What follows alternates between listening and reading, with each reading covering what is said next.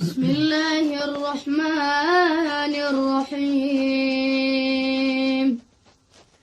میرسد روزی که ما را مرگ مهمان می شود، خانه ای آبادی ما آن روز ویران می شود.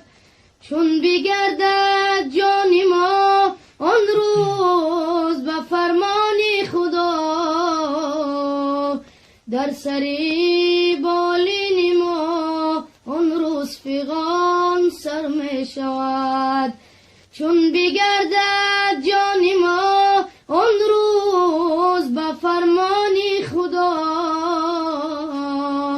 در سری بالین ما آن روز فغان سر می شود. در سری بالین ما آن روز فغان سر می شود. الله الله یا الله، حق لا اله الا الله. الله الله یا الله، حق لا اله الا الله. صلی علی محمد سخی یا رسول الله. صلی علی محمد سخی یا رسول الله.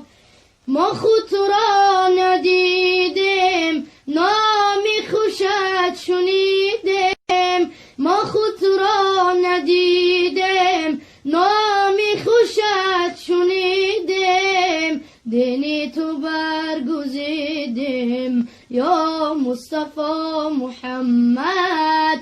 دینی تو برگزیدیم یا مصطفی محمد. الله الله یا الله، حق لا اله الا الله. صلی علی محمد سخی یا رسول الله. صلی علی محمد سخی یا رسول الله.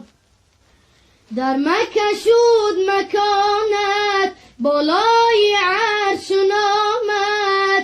در مکه شد مکانت بالای عرش نامد. حق میگوید سلامت یا مصطفی محمد. حق میگوید سلامت یا مصطفی محمد. فردا همین محمد نزدیکی محشر آید. فردا همین محمد نزدیکی محشر آید. محشر کند تماشا از جمال محمد. محشر کند تماشا از جمال محمد.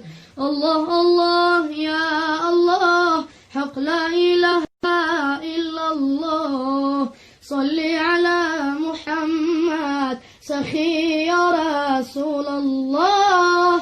صلی علی محمد سخی یا رسول الله. فردا همین محمد نزدیک دوزخ آید. فردا همین محمد نزدیک دوزخ آید. دوزخ شود گریزان از حیبت محمد. دوزخ شود گریزان از حیبت محمد. دوزخ شود گریزان از حیبت محمد.